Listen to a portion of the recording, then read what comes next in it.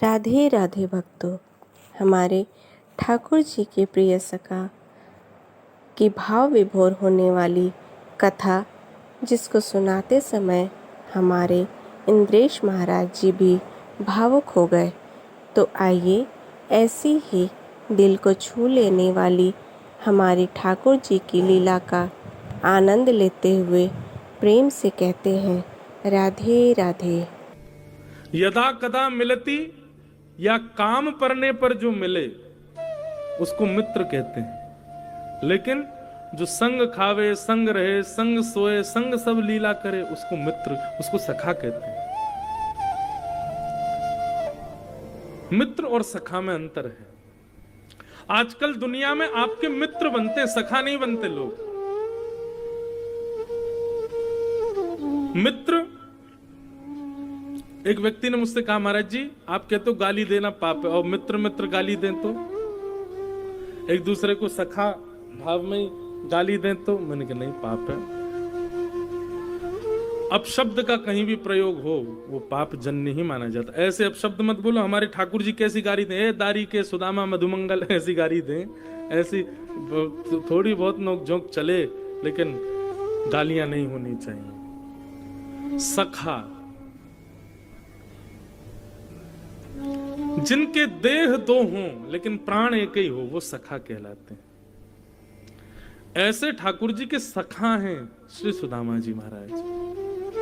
सुदामा जी महाराज वर्षों तक द्वारिकाधीश से नहीं मिले, लेकिन सुदामा जी नित्य ठाकुर जी का स्मरण करते हैं। वाने खायो तो होगो, वाने पी लियो होगो, अभी तो द्वारिकाधीश सो रहे होगो। वर्षों से नहीं मिले हैं सुदामा जी, लेकिन रोज चिंतन होता है। संध्या का समय होता है तो सुदामा जी बैठे बैठे चिंतन करते हैं, अभी लाला बैठ गए होगो, लाला के ब्याह गए होंगे तो बालकन के संग खेल ले होगो, अभी लाला ने प्रसाद पा लिया होगो, अब तो लाला सो गए होगो, लाला को कोई कष्ट तो नहीं है रो। बारिश हो जाती है तो खुद के घर में पानी भर जाता है, पर सुदामा जी मन में विचार करते हैं कहीं लाला द्वारिका में ऐसे ही ना घूम रहे हो बिना छतरी के, कहीं सर्दी है कि जुकाम हो जाएगा, खुद के घर में जल भर गया है, लेकिन 24 घंटे चिंतन ठाकुर जी का करते हैं। ऐसे सुदामा जी। ऐसा नहीं है बंधुओं कि ये प्रेम हम लोगों के अंदर नहीं है, पर हमारा प्रेम अपने ही संसार के लोगों से होता है, उन लोगों से जो मिथ्या हैं, जो प्रेम करना जानते नहीं। क्या मां नहीं करती अपने पुत्र से? हर कोई बालक बाहर पढ़ता है या बाहर चला जाता है तो मां उसको हर 2 घंटे में फोन करेगी, पूछेगी तुमने पाया, तुम अभी देखो सर्दी चल रही है, टोपा पहना, ऐसे किया। ये सब एक संसार जन्य प्रेम हम लोग करते हैं, परंतु सुदामा जी का ये प्रेम ठाकुर जी के प्रति है। सुदामा जी मिलने नहीं जाते हैं द्वारिकाधीश से, पर दूर बैठे बैठे चिंतन उन्हीं का ही करते रहते हैं। वर्षा हो जाए तो ये सोचते हैं लाला ने पतोना छतरी लगाई होगी कि नहीं, सर्दी हो जाए लाला पतोना कंबल ओढ़ो होगो कि नहीं। ऐसी भक्ति श्री सुदामा जी की, ऐसे सखा हैं श्री सुदामा जी।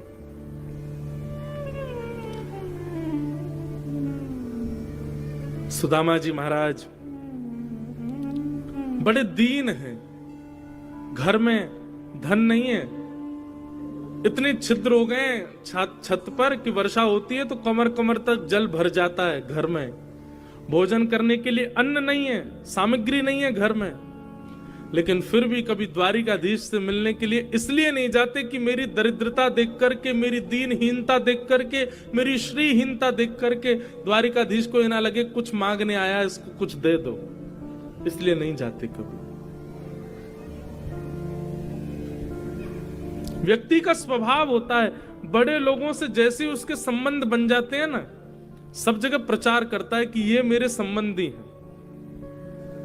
राजनेता या कोई विशिष्ट व्यक्ति के संग फोटो खिंचवाने की होड़ लगी रहती है, क्यों? अपने घर में लगाएंगे ताकि सबको दिखे कि अरे ये तो इसके सगे हैं। पर सुदामा जी कभी अपनी पत्नी को भी नहीं बताते कि द्वारिकाधीश मेरे मित्र हैं, मेरे सखा हैं। प्रेम को बंधुओं जितना गोपनीय रखोगे प्रेम उतना बढ़ेगा, और धन को जितना गोपनीय रखोगे उतना घटेगा। इसलिए धन को प्रवाहित करो और प्रेम को जितना हो सके छुपाओ। और सबसे बड़ी बात है, संसार के प्रेम को प्रकट करो, कोई आपत्ति नहीं, लेकिन आपका जो ठाकुर जी से प्रीति प्रेम है उसको छुपाओ, उसको प्रकट मत करो। सुदामा जी अप्रकट भक्ति के आचार्य हैं, कभी नहीं बताते। एक दिन भगवान ने अनुग्रह किया और एक नन्हे से, एक दीनहीन से ब्राह्मण के रूप में सुदामा जी के घर पहुंच गए। और सुदामा जी की पत्नी सुशीला ने जैसी देखा ब्राह्मण आए हैं द्वार पर, तो सुशीला बोली, भगवान हमारे घर में देने को कुछ नहीं है, आप कहीं और चले जाओ। भगवान बोले, क्यों? हमको आपसे भिक्षा चाहिए, ब्राह्मण बन के आए ठाकुर जी। तो सुदामा जी की पत्नी ने एक ऐसा उत्तर दिया, वो क्या कहती हैं? वो कहती हैं कि मेरे घर में सोवर है, मैंने एक संतान को जन्म दिया है, अभी हमारा घर पवित्र नहीं है, आप अभी हमारे यहाँ की सामग्री नहीं ले पाओगे। ठाकुर जी बोले, इनके तो कोई संतान अभी हुई नहीं, ये ऐसे क्यों बोल रही हैं? ब्राह्मण बन के आए थे। भगवान बोले, अच्छा तो 3-4 दिन बाद सोवर उठ जाएगा, तब आ जाऊं? सुदामा जी की पत्नी बोली, नहीं, हमने दरिद्र पुत्र को जन्म दिया है, उसका सोवर जीवन पर्यंत रहेगा। दरिद्र पुत्र को जन्म दिया है मैंने, मतलब कह रही है कि पुत्र को जन्म, वो कहना ऐसा चाहती है कि हमारे घर में दरिद्रता है, श्रीहीनता है, देने के लिए कुछ नहीं, और ये जीवन पर्यंत रहेगा, इसलिए आप कभी मत आना मांगना। तब भगवान जो ब्राह्मण के रूप में गए थे, उन्होंने कहा, अरे सुशीला, तुम बड़ी भोली हो, तुमको नहीं पता, द्वारिकाधीश को जानती हो? सुशीला बोली, उनको कौन नहीं जानता, पूरे विश्व के राजा भगवान है साक्षात। बोले, वो तुम्हारे सुदामा जी के घनिष्ठ मित्र हैं, घनिष्ठ सखा हैं, इतने घनिष्ठ सखा हैं, और तुमको विश्वास नहीं होता तो अपने पति के सामने जाकर के केवल द्वारिकाधीश का नाम ले देना, देख लेना, उनके चेहरे का हाव भाव ही बता देगा, उन्होंने तुमसे छुपाया है आज तक। द्वारिकाधीश उनके सखा हैं, कभी अपने पति को भेजो द्वारिकाधीश के पास, द्वारिकाधीश कृपा करेंगे, पूरे विश्व पर कृपा करते, तुम्हारे घर पर नहीं करेंगे। ये योजना भगवान ने बनाई थी, सुशीला के मन में कोई बात थोड़ी थी, भगवान ही ब्राह्मण के रूप में आए और आकर के सुशीला को ये बात बता के गए। सुशीला बोली, अच्छा। सुदामा जी महाराज नाम जप कर रहे थे, सुशीला ने कहा, सुनिए पतिदेव, एक जरूरी बात करनी। सुदामा जी इशारा करने लगे, भी नाम जप चल रहा, थोड़ी देर रुक जा। बोले, आप थोड़ी देर बाद नाम जप कर लेना, मेरी बात सुन लीजिए। सुदामा जी नाम जप करने लगे। अचानक सुशीला ने कहा, मुझे आपके और द्वारिकाधीश के सख्य के बारे में पता चल गया है। ये बात कहते ही सुदामा जी के हाथ से माला अपने आप छूट गई, नेत्रों से आंसू गिर गए। ब्राह्मण ने कहा था कि सुदामा जी का मुख ही बता देगा कि उन्होंने ये बात छुपाई है आपसे। सुशीला ने जब नेत्रों में अश्रु देखे और सुदामा जी की स्थिति देखी, वो समझ गई कि ब्राह्मण सत्य कह के गया। भगवान, आप क्यों ऐसा कर रहे हैं? द्वारिकाधीश आपके सखा हैं, वो पूरे विश्व का भरण पोषण करते हैं, आपने कभी मुझे नहीं बताया, कभी उनके पास नहीं गए, आज तक मुझे लेकर के नहीं गए, क्यों? आपको अच्छा लगता है बच्चे भूखे सोते हैं, हमारे घर में 4-4 दिन तक भोजन नहीं बनता। सब पर कृपा करने वाले द्वारिकाधीश आपके सखा हैं, आप इस बात को छुपाए बैठे। सुदामा जी महाराज बोले, देवी, बस इसी भय से मैं कभी नहीं बताता था, क्योंकि अगर मैंने कभी बताया तो तुम यही सब बोलोगी कि उनके पास चलो, उनसे मांग के आएंगे, वो थोड़ी कृपा करेंगे, हमारा घर संवर जाएगा, बच्चों को भोजन मिल जाएगा, घर में सामग्री आ जाएगी। ये सख्यता का उपहार मांगने जाऊं मैं कृष्ण से कि मेरे घर की सारे आर्तों को दूर कर दो? मैं काय बात का सखा फिर? मैं इसी भय से तुमको नहीं बताता था, क्योंकि तुम मांगने को ही कहोगी। और मेरा सख्य ऐसा नहीं कि मैं कृष्ण को ये कहने जाऊं कि मेरे घर में ये भरण पोषण कर दो या ये कर दो, और मैं कुछ ना भी कहूंगा, वो अंतर्यामी है, देख करके समझ जाएगा, फिर दे देगा, तो मुझे ऐसा लगेगा कि मैंने अपनी सख्यता को निभाया नहीं। कष्ट पड़ने पर, विपत्ति पड़ने पर मैंने उनको याद किया। मैं विपत्ति सह लूंगा, कष्ट सह लूंगा, लेकिन मेरी दरिद्रता को वो पूर्ण करे, आकर के मेरे आर्तों को पूर्ण करे, इसलिए मैं उनके पास नहीं जाऊंगा और इसलिए मैं किसी को बताऊंगा भी नहीं कि वो मेरे सखा है। मुझे इतनी कामना नहीं है उनसे। संसार में बंधुओं कोई भी ऐसा व्यक्ति है जो आप श्रेष्ठ हो गए हो और आपसे बिना किसी कारण से जुड़ा हो? नहीं, सबका कारण है।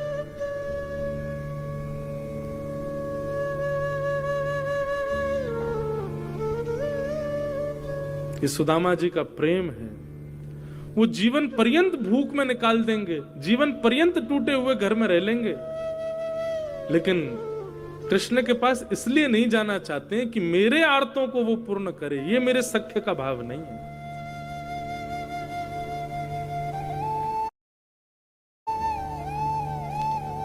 आज द्वारिकाधीश यानी सोने की नगरी में रहते हैं। द्वारिकाधीश के बच्चे यदि 56 भोग पाते हैं तो ये सुदामा जी की देन है द्वारिकाधीश को। कैसे? जब दोनों कृष्ण और सुदामा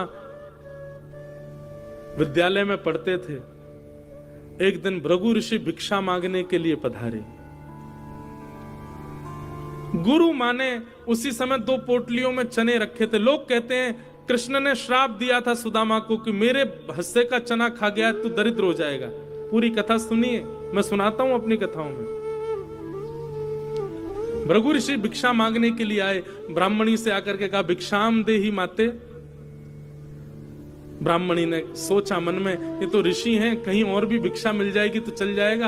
अब विद्यालय में इतनी सामग्री नहीं है, 2 पोटलियां चने की हैं, वो भी कृष्ण सुदामा के लिए, वो भी इनको दे दूंगी तो बच्चे बेचारे वन में क्या खाएंगे? पुष्प तोड़ने के लिए वन में जा रहे हैं। और गुरु माँ ने निवेदन कर दिया भगवान आप फिर कभी आ जाना, अभी तो हमारे पास देने को कुछ नहीं है। भृगु ऋषि थोड़ी दूर गए, जाकर के नेत्र बंद करके देखा इतने बड़े गुरुकुल में हमको देने के लिए भिक्षा नहीं है। तभी उनको दिव्य दृष्टि से दिखा कि 2 पोटली चने की रखी हैं, जो कि कुछ बालकों के लिए मां ने लोभवश बचा के रखी है। श्राप दे दिया भृगु ऋषि ने, मां जिन बालकों के लोभ में आकर के तुमने, मोह में आकर के मुझे भिक्षा देने से मना किया है ना, मैं श्राप देता हूं इन चनों को वो बालक खाएंगे, इन चनों को खाते ही वो श्रीहीन हो जाएंगे, लक्ष्मी चली जाएगी उनके घर से। सुदामा जी वहीं एक वृक्ष के नीचे बैठ करके तुलसी तोड़ रहे थे और सुदामा जी ने यह श्राप सुन लिया कि भृगु ऋषि ने श्राप दिया है उन चनों को जो पाएगा वो श्रीहीन हो जाएगा। दौड़ करके आए, देखा कि कहां है चने, किसके लिए चने। तभी जैसे ही सुदामा जी आए दौड़ते हुए हाँफते हुए, तुरंत मां ने आकर के सुदामा मैं तुझे ही ढूंढ रही थी, ये ले, ये चने की पोटली है, ये एक तेरी है, कन्हैया की है, और उसको खिला देना। मैंने उसको भी बता दिया है, तुम दोनों वन में जा रहे हो लकड़ी तोड़ने के लिए, आदि सब सामग्री लेने, प्रेम से पा लेना। इतने में ठाकुर जी भी आ गए। हाँ सुदामा जी आप धल ले हो, प्रेम से पाएंगे वन में। अब सुदामा जी कुछ कहते तो मन में विचार करते, यदि मैंने बता दिया तो ये पोटलियां फिकवा दी जाएंगी, फिकवा दी जाएंगी तो अंकुरित हो जाएंगे, अंकुरित होकर कोई और खाएगा, वो श्रीहीन हो जाएगा। और कृष्ण के पक्ष के भी चने इसमें हैं। सुदामा जी ने मन में विचार किया, आज अपने सखा को सख्यता का उपहार देने का दिन आया है। और वन में जैसे सुदामा जी और कृष्ण गए, एक ऊंचे वृक्ष की डाल देख करके सुदामा जी समझ गए, बोले कन्हैया वृक्ष में चढ़ने में बड़ा ढीला है, देरी से चढ़ पाता है। सुदामा जी बड़े निपुण हैं। एक ऊंचे वृक्ष को देख करके सुदामा जी दौड़ करके उसके ऊपर चढ़ गए, जाकर के डाल पर बैठ गए। ठाकुर जी धीरे धीरे चढ़ रहे थे नीचे से, इतने में सुदामा जी ने पोटलियां खोली और लेकर के चने भरने लगे मुख के अंदर। ठाकुर जी ने चढ़ते चढ़ते देखा, ए सुदामा अकेलो खा रहा हो, एक पोटली मेरी है, वो धर लियो बचा के, मैं आ रहा हूं ऊपर, बहुत तेज भूख लगी है, मैं भी पाऊंगा। सुदामा जी मन में विचार करने लगे, लाला तू सदा प्रसन्न रहे, लक्ष्मी में खेले, लक्ष्मी तेरी पत्नी बने, तू सदा, तेरे जीवन में कोई कष्ट संकट नहीं आवे, मेरे बट की भी लक्ष्मी तेरे पास आ जाए, ऐसो मेरो उपहार है तुमको। और ठाकुर जी के पक्ष के चने भी ठाकुर जी देखते रह गए, सुदामा जी सब पा गए। भगवान भले ही नाराज हुए, भगवान भले ही सुदामा जी से रूठ गए, भगवान ने भले ही कुछ अपशब्द कहे, पर सुदामा जी ने ठाकुर जी को गले से लगा लिया। बोले लाला तू बस सदा खुश रही हो, तू सदा प्रसन्न रही हो, तेरे जीवन में कोई कष्ट नहीं आवे, बस ये मेरी मंत्रणा है। बोले काय बात की मंत्रणा तेरी? तू मेरे पक्ष के चना खा गए हो और यूं कह रहे हो कि मैं सुखी रहूं। सुदामा जी रोने लगे, कैसे बताऊं श्याम सुंदर। कुछ दिनों के बाद विद्यालय छूट गया और ठाकुर जी मथुरा चले गए, सुदामा जी वापस अपने स्थान को चले गए। धीरे धीरे धीरे सुदामा जी के घर की सब श्री चली गई, श्रीहीन हो गए। सब दुखी होते पर सुदामा जी दुखी नहीं होते। क्यों? क्योंकि सुदामा जी को पता है मेरी जितनी श्री है वो सब जा कहां रही है? बोले ठाकुर जी के पास जा रही है, ये मैंने उपहार दिया है। कभी कभी मैं मन में विचार करता हूं, कह भी देता हूं कथा में कि द्वारिकाधीश लक्ष्मीपति हैं, द्वारिकाधीश द्वारिका के राजा हैं, पर पूरी द्वारिका सोने की जो है ना, ये पूरी द्वारिका में जो सोना है ये सुदामा जी की भेंट है द्वारिकाधीश को। ये सुदामा जी के पक्ष की लक्ष्मी है द्वारिकाधीश के पास। ऐसे सखा हैं श्री सुदामा जी। आज पत्नी ने सौगंध दे दी, बोले तुमको जाना पड़ेगा द्वारिकाधीश के पास, जाओ, मेरी सौगंध है तुम्हें। सुदामा जी तो नहीं चाहते थे कि इस भाव से जाऊं कि कुछ दें, लेकिन पत्नी ने सौगंध दी तो सुदामा जी एक पोटली लेकर के आई थी, वो लेकर के चलने लगे द्वारिका की ओर। रास्ता भटक गए, चलते चलते महीनों लग गए। तब एक नदी के किनारे सोए, परंतु जब उठे तो द्वारिकापुरी पहुंच गए थे। जय श्री कृष्ण नाम की ध्वनि चारों ओर गूंज रही थी। सुदामा जी ने पूछा, भैया ये कौन सी नगरी है? हम तो कहीं नदी किनारे सोए थे, यहां कैसे पहुंच गए? तो किसी ने बताया, बोले भगवान ये द्वारिकापुरी है, द्वारिकाधीश की नगरी द्वारिकापुरी। द्वारिकापुरी का नाम सुनते सुदामा जी तो नाचने लगे, नृत्य करने लगे, आनंदित हो। अब कन्हैया नहीं भी मिलेगो तो भी मेरो मन राजी रहेगो। क्यों?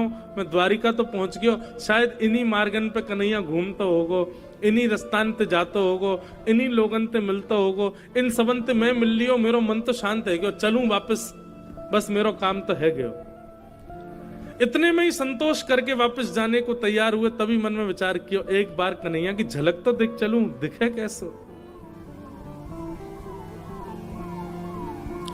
सुदामा जी मुख्य द्वार पर पहुंचे और द्वार पर जाके द्वारपालों से कहा कि भैया हम द्वारिकाधीश का दर्शन करने आए हैं, पर हमें पता है बहुत व्यस्तता होगी, बहुत लोग उनके दर्शन को आते हैं, आप एक काम कर दो, बस इतनी बड़ी द्वारिका की ये महल है, कोई अटारी ऐसी हो, कोई खिड़की ऐसी हो, कोई झरोको ऐसा हो जहां से कन्हैया दिख जाए, मैं वहीं से देख करके चलो जाऊंगा वापस। मैं बचपन को सखाऊं द्वारिकाधीश को, मेरा नाम सुदामा है, आपने कोई योजना बनाओ। द्वारपाल बोले आप लोग विराजो, हम अभी देख करके आते हैं। और द्वारपालों ने जाकर के द्वारिकाधीश को बताया, द्वार पर एक दीनहीन सा ब्राह्मण आया है, उसकी एक एक हड्डी गिनी जा सकती है, तन के वस्त्र फटे हुए हैं, पैरों में छाले पड़े, लगता है बहुत दूर से चल के आया है, पर उसके मस्तिष्क का तेज बताता है त्रिकाल संध्या करता होगा ब्राह्मण, पर स्थिति बताती है कि ज्यादा धनवान नहीं है। अपने आप को आपको बचपन का मित्र बता रहा है और उसने अपना नाम सुदामा बताया है। ठाकुर जी भोजन कर रहे थे और कवल तोड़ करके बस मुख की ओर ले जा रहे थे, तभी सैनिकों ने कहा नाम सुदामा बताया है। ठाकुर जी वहीं रुक गए, नेत्र बंद हो गए, संपूर्ण लीला ठाकुर जी को दिख गई, सुदामा जी का चिंतन होने लगा।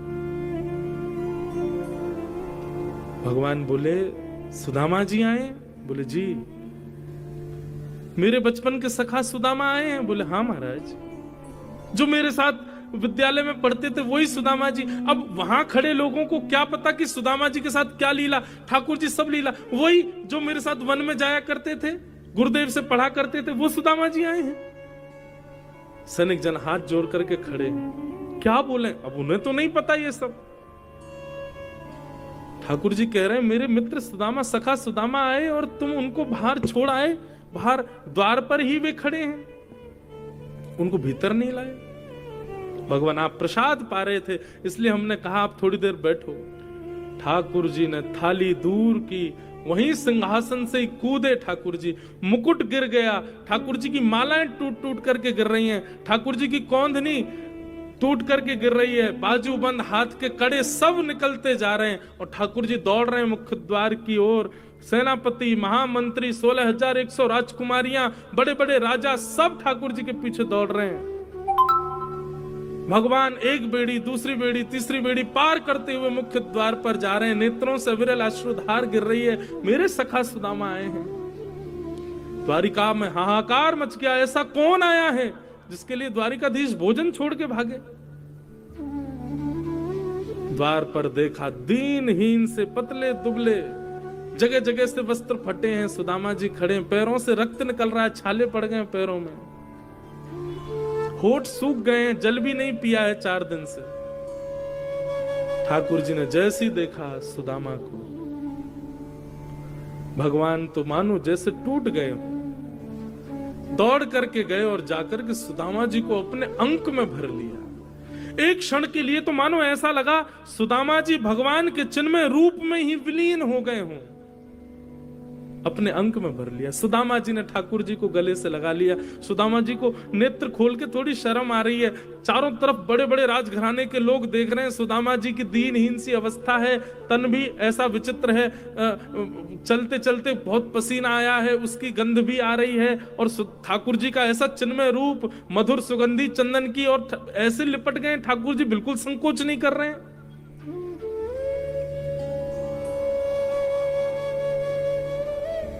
सुदामा जी के मन में आ रहा है, इतना सुंदर, इतना बढ़िया स्पर्श है ठाकुर जी का, मेरा निष्ठुर हड्डियां चुभ रही होंगी ठाकुर जी को।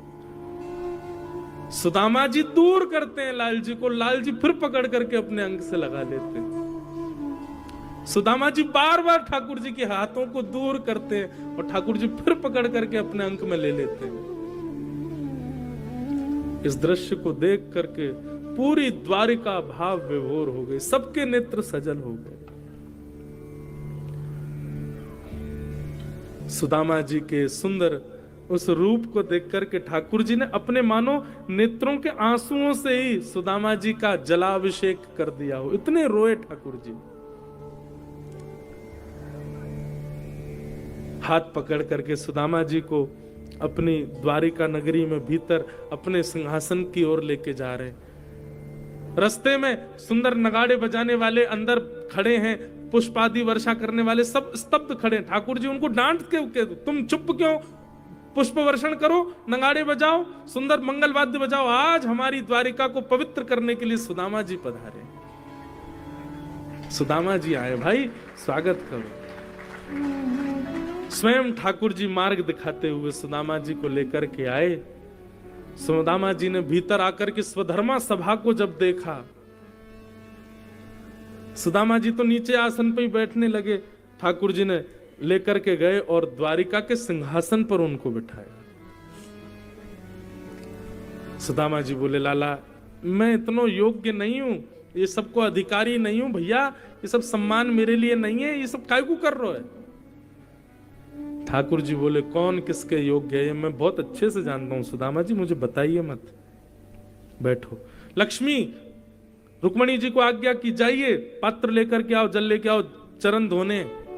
सुदामा जी बोले, लाला तेरे हाथ जोड़ू, चरण मत धो। बोले नहीं नहीं, चुपचाप बैठे रहो, और ज्यादा बोलोगे तो मुंह पे अभी पट्टा बांध दूंगा आपके, चुपचाप बैठे रहो, जो कर रहा हूं करने दो, बहुत दिन बाद हाथ पड़े हो मेरे।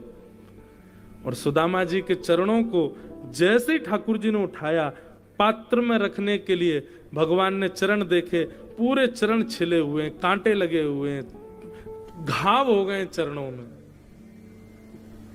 इतने भाव विभोर हो गए ठाकुर जी चरण देख करके, आंखों के अश्रुओं को रोक नहीं पाए, और वही अश्रु बिंद सुदामा जी के चरणों में गिरने लगे। जैसे जैसे ठाकुर जी के बिंदु गिरे, वहां वहां से सुदामा जी के सुंदर घाव ठीक होते जाएं। देख सुदामा की दीन दशा, करुणा करके करुणा निधि रोए, पानी परातु को हाथ छुयो नहीं, नैनन के जल सो पग धोए। और जो थोड़ा बहुत जल इकट्ठा हुआ पात्र में, भगवान ने रुक्मणी आदि सब पटरानियों को कहा, सुनिए इस जल को पूरी द्वारिका के कोने कोने में छिड़क करके आओ। सुदामा जी के चरणों का चरणामृत है, एक एक बूंद सब लोग पा लेना, सब जगह बांट देना, पूरी द्वारिका में छिड़क देना, समुद्र में छिड़क देना, गोमती जी में छिड़क देना, हमारे महल में छिड़क देना, सब पवित्र हो जाएगा। सुदामा जी के चरण की सुंदर जल है। सुदामा जी देख करके कह रहे, लाला जी सब कहा कर रहे हो भैया, मैं इतना योग्य नहीं हूं।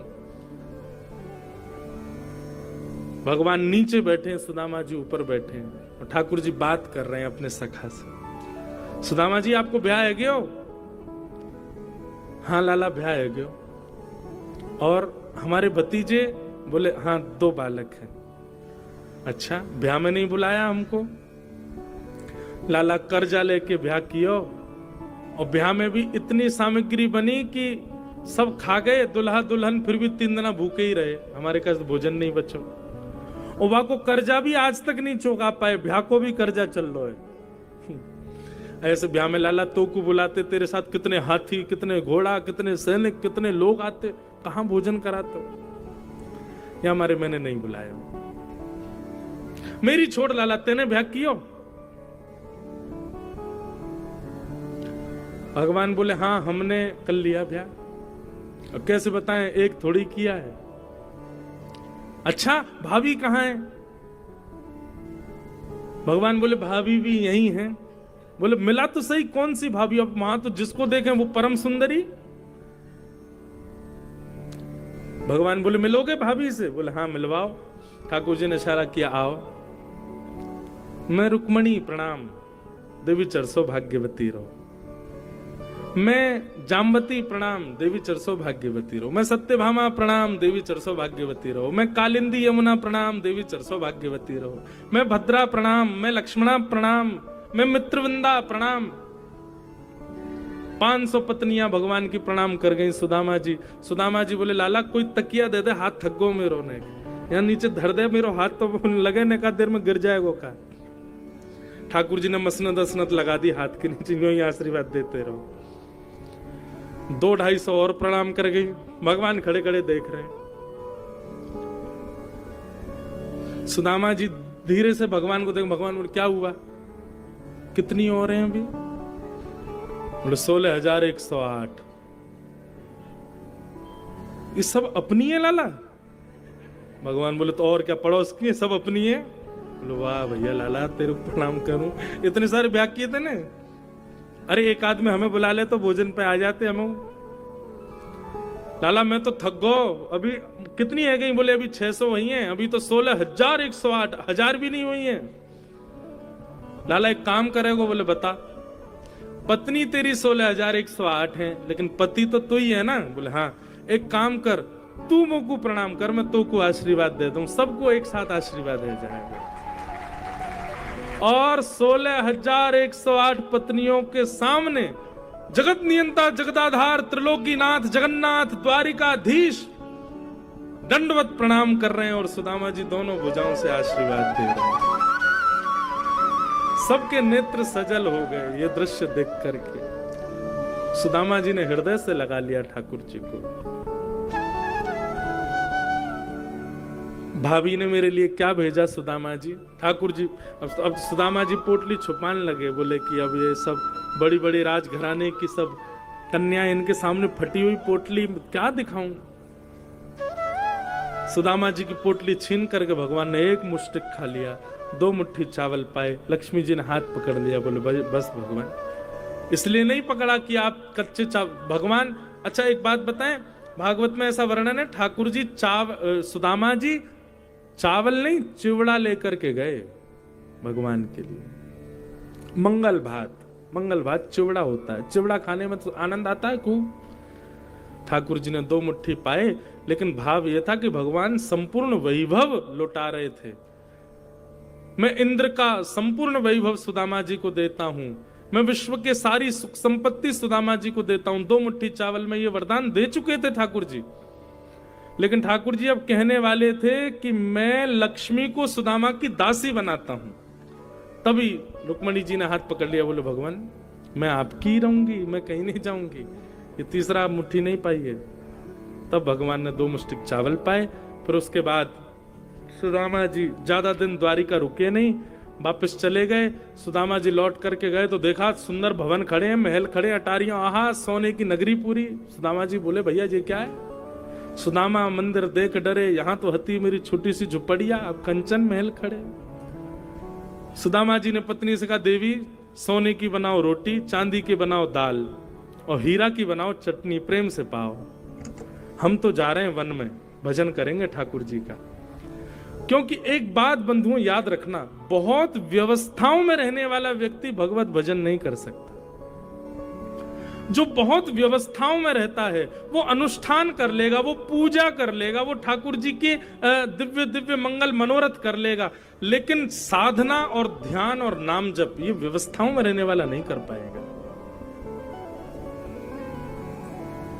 सुदामा जी वन की ओर जाने लगे, इतने में ही भगवान प्रकट हो गए और सुदामा जी से बोले अगर संपत्ति मेरे द्वारा प्राप्त हुई है और संपत्ति का सर्व फल मैं ही हूं, क्योंकि सुदामा जी आप कुछ भी अपने लिए नहीं करोगे, आप जो कुछ भी करोगे, आप वस्त्र भी पहनोगे तो उसमें भी मेरा ही स्मरण करोगे, इसलिए आपकी हर स्थिति के अंत में स्मरण मैं ही हूं, इसलिए ये संपत्ति आपकी बुद्धि विकृत नहीं करेगी, आप रहो।